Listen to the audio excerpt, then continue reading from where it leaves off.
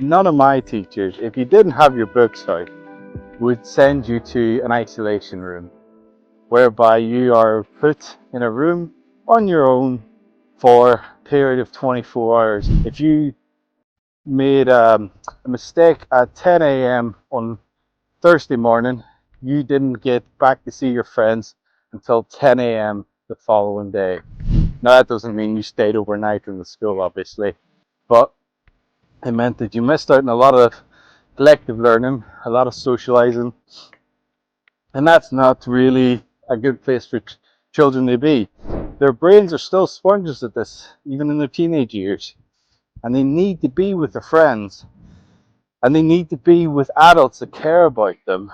And the further away they get from that, and the more isolated they feel, the more dysregulated they become, and bigger the grudge. Exclusions are higher than ever, yet behaviour policies are extremely clear. So why is this? That's what we're going to address today on Between Two Psychs. It's just me today doing one of my countryside walks. I hope you like it. Mike is not available. Mike is super busy, everyone. He wants you all to know that. He's a busy, busy man, and yet I have all the free time in the world. So it's just me today, and we're going to get into it around exclusions and behaviour. We're going to start off with looking at what is the prevailing narrative. And people are going to have different opinions on this. Within the ed psych world, we tend to look at things from a psychodevelopmental point of view, i.e. children's regulation systems, how they are able to regulate their own emotions. And those who are prone to exclusions are not doing that well. So they basically make themselves the big lightning rod, and teachers have to deal with them. So from that point of view, if you're a teacher or senior leader in a school, it's easy to fall into the narrative that children's behaviour is the problem and that must be addressed. And that's often met with a very strict behaviour policy on clear guidance on what behaviours are expected in the class and how many strikes you get until you're excluded. But yet, this isn't having the desired effect, is it? Behaviour is worse than ever in schools. Staff turnover is huge.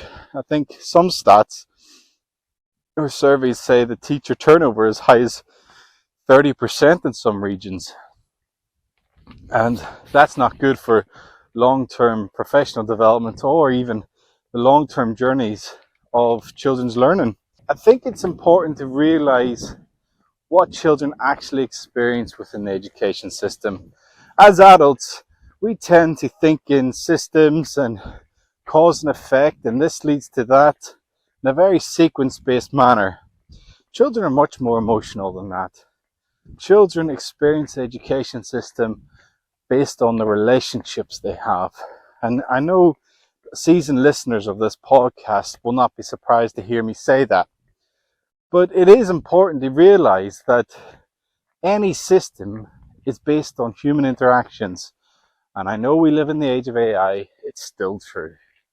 Okay? So when we sit down as a senior leadership team and we think, okay, how are we going to get on top of this behavior issue? And we come up with a very, like a light bulb moment. I know what we'll do. We will create a behavior policy that is very clear. And if you don't do this, that, or the other, it'll lead to exclusions.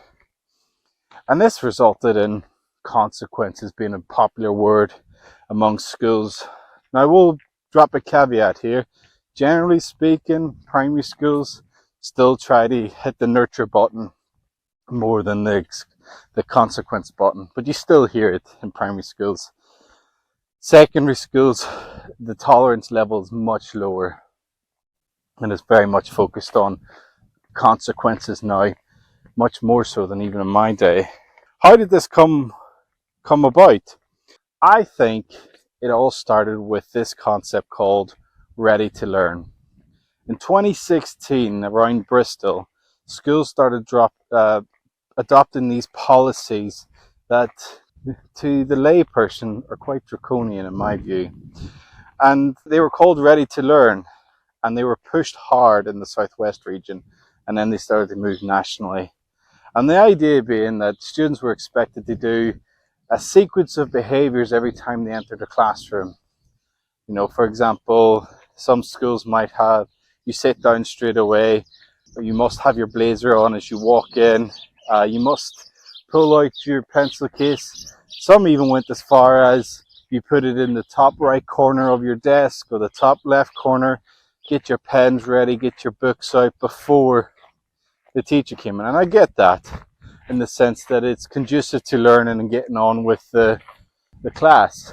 And my own secondary school was like that. However, none of my teachers, if you didn't have your books out, would send you to an isolation room, whereby you are put in a room on your own for a period of 24 hours was the standard I heard, whereby you didn't have contact with your peers. If you made a mistake at 10 a.m. on Thursday morning, you didn't get back to see your friends until 10 a.m. the following day. Now, that doesn't mean you stayed overnight in the school, obviously, but it meant that you missed out on a lot of collective learning, a lot of socializing, and that's not really a good place for children to be. Their brains are still sponges at this, even in their teenage years, and they need to be with their friends. And they need to be with adults that care about them. And the further away they get from that, and the more isolated they feel, the more dysregulated they become, and the bigger the grudge. And it's a bit like the prison system. We know that if you put a prisoner in social isolation, that is torture to them. That is the worst thing that they can experience. And they don't come out healthier for it. You know, they're more likely to either have mental health problems or become more aggressive in the future.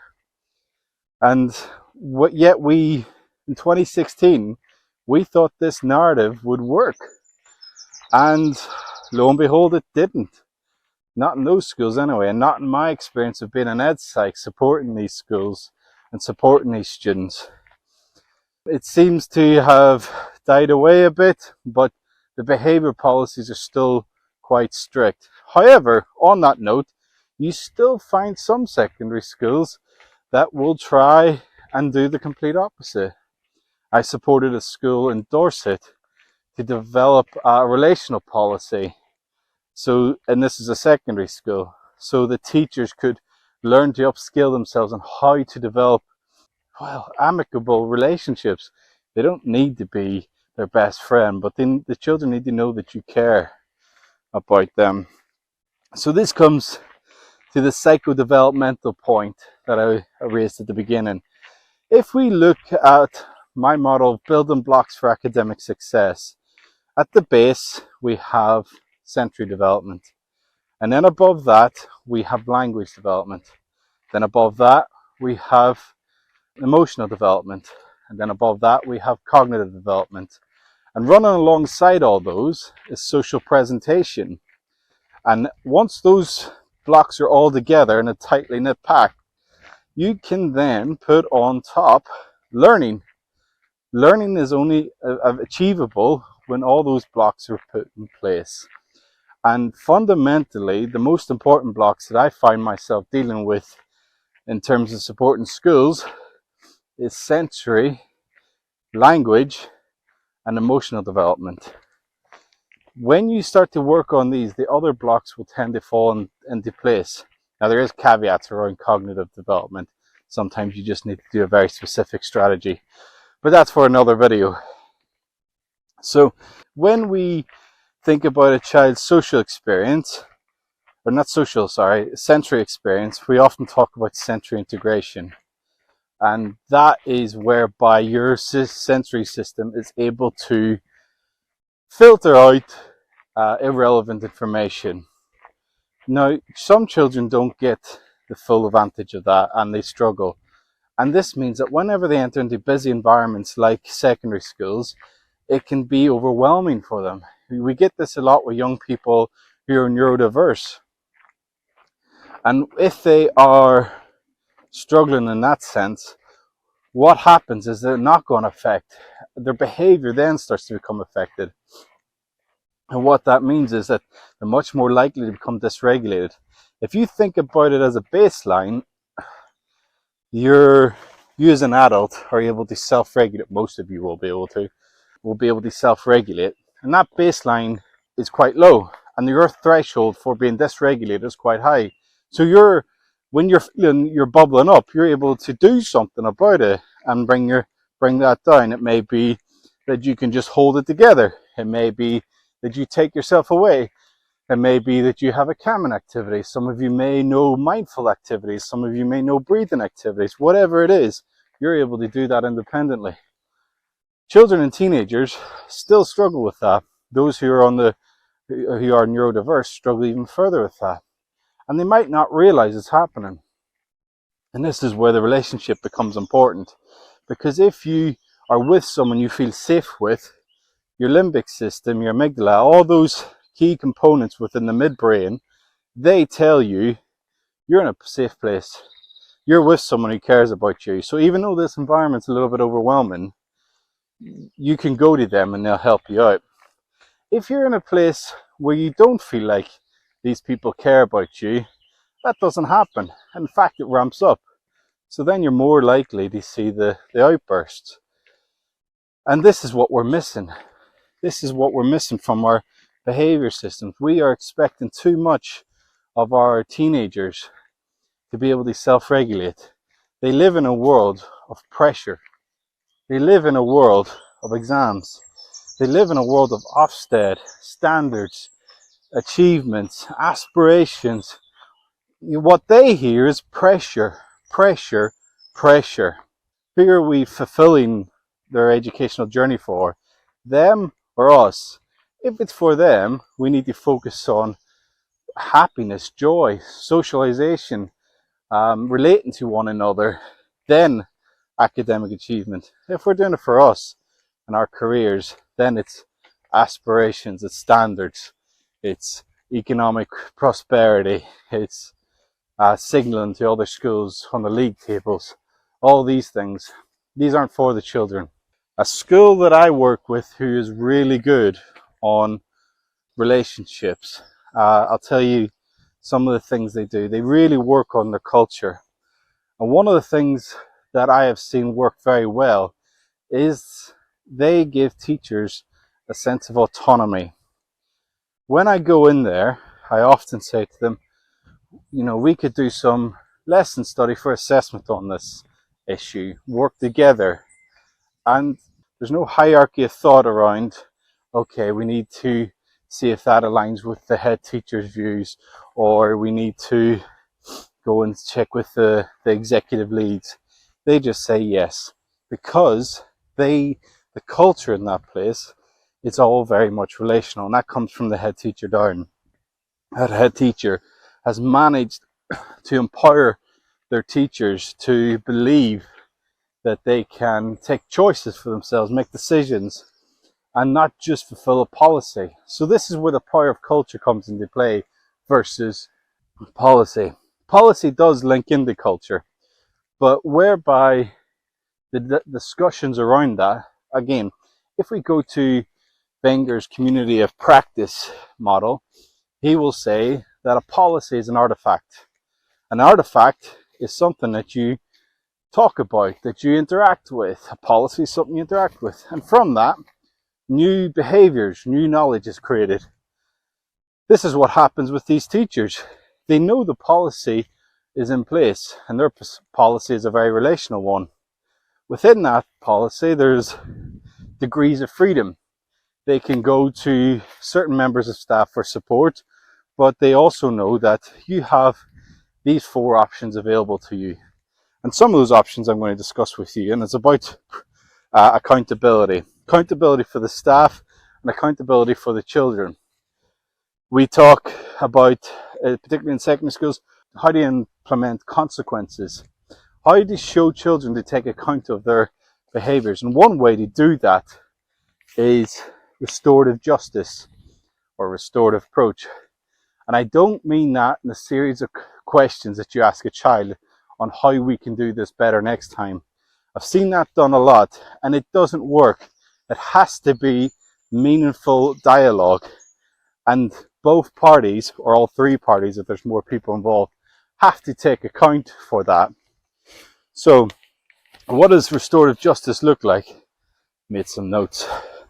You first have to understand the facts. What factually happened? Was it a case of a child flipping over a table? What happened before that? The child gets the chance to say that the teacher said X, Y, or Z to them. This is a key point in the conversation, I feel, because often I find the child can be shut down at this stage or dismissed. No, that's not what happened. This is what happened. Or, well, that wouldn't have happened if you didn't do this. It is just stating what happened, getting the chronological order of events. Then we move into the shared perspectives. So for the teacher, they have to explain to the child how frustrating it is that their behavior is like that, what it made them feel like. Yes, teachers, we have to talk about our feelings, unfortunately. I'm not telling you to give them your deepest, darkest fears, but if a child's behavior is making you feel unsafe, they might appreciate knowing that, especially this next part. They then give their perspective. They're able to talk about how they felt. Then we move on to harm. We explore what harm looks like. Whether that is the child did something physical to another child, or even to the teacher. The child might also talk to you about how the harm they felt. We know that children nowadays are experiencing high levels of shame. We know that children are feeling high levels of peer pressure. You know, what is that experience like for them? Take responsibility. So you need to get to a point in the conversation where you appreciate the impact of your behaviors on others. And that is both from the child to others, and maybe towards a peer. And if the teacher is involved, the teacher's impact on others. Now, in most cases, the teacher's impact on the child will be lesser. But that impact is important to recognize, because going back to what I said before, that child might be feeling high levels of shame that you didn't anticipate. You didn't even realize maybe. Maybe you don't know that child very well. Then we move on to repairing harm. So this can be hard for adults to do. You're expected to apologize for your contributions within that, and the child is expected to apologize too. It may be a case that you want an apology from the child unconditionally. That will likely lead to more conflict. It may be a case that they need to hear it first for your contributions within it, no matter how small they are. It just shows an element of validation for them as a person, as a human being, that you see them, that you appreciate their experience in life. Just because they're younger doesn't make it less valid. It may be a case that they have to replace some damage they've done. How might that be agreed? Do we need to talk to their parents? It may be if they can't afford it, they have to do some sort of community support. Maybe it's helping the younger students with an after school club. Whatever it may be, it should be positive to the community or restoring the relationship. And then we agree the changes in the future. What are we going to do behaviorally to avoid this from happening again? Is it a case that we need to talk to each other before the lesson starts?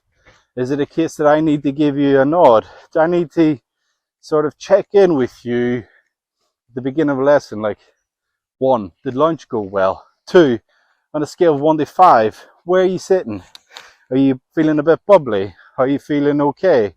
Do I need to have a quiet word with you? Do I need to talk to you outside the class? Agree strategies with the child on that. And here's the important bit. Those strategies have to be followed up on. They need to be consistent. All children respond to consistent adults. And that's tricky in a secondary school because you've got so many students. But I can guarantee you, every teacher can name the trickiest student by first name. Okay, so I'm going to leave you on one last strategy that you can do for everyone, and that is proactive regulation. Recently I was asked to talk with the police about the recent riots social harmful incidents happening during the heat wave on beaches with violence. And one of the things that we came to conclude was that proactive regulation strategies are likely to reduce the amount of intervention work that they have to do. And what this looks like for the police was when they suspect a group of young people who might be likely to engage in violence or disruptive behavior socially in society, they would do something that validates or bridges that identity gap. So it might be the police officer says, "Hi guys, hope you're having a nice time. It's quite hot today. Can you keep an eye out for the young ones? Make sure that nobody is running off into unsafe places. If you see anything, tell a lifeguard or tell one of us." You know, something as simple as that. What that does is it puts the young person into a place of responsibility. It shows that you are validating them as an individual in the sense that you see them as competent. And that will reduce, for most young people, the extreme behaviors. It means then that those who are going to engage in the more extreme stuff, you can intervene in a different way, or you can dedicate more resources to supporting that person. And that's likely, one, to make the police services life easier.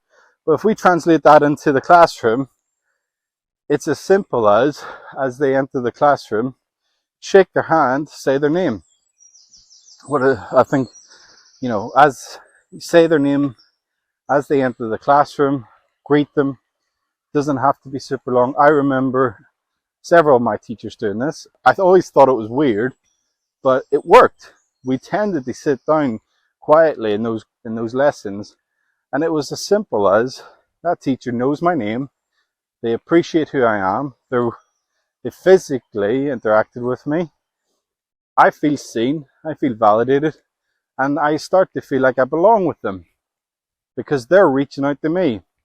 And that is one simple strategy. And I bet you most teachers are feeling so busy with the pressure of the curriculum that strategy falls away. Or you might do it for a week and then it falls away. And no judgment here. You're all doing a wonderful job, and it's so tricky being a teacher in today's climate given the curriculum demands alone. And so those are some strategies that I want to leave you with. As always, I hope you enjoy the episode. Please comment, reach out to us on LinkedIn, myself, Dr. Adam McCartney, Mike Lane. I'm also on Instagram. You can get us on YouTube. Please go and watch us on YouTube. It needs a bit of love, that channel. Hype it up, give it a like, whatever it is that helps. If there's anything you would like us to talk about, please let us know, and we'll do our best to do it. Increasingly, I'm finding people are reaching out to me for advice based on these episodes. Please keep doing that. We love hearing from you, and Mike loves hearing. He's grumpy, but he's not that bad. He's nice when you get to talk to him. And yeah, thank you everyone. See you in the next episode, hopefully with Mike this time.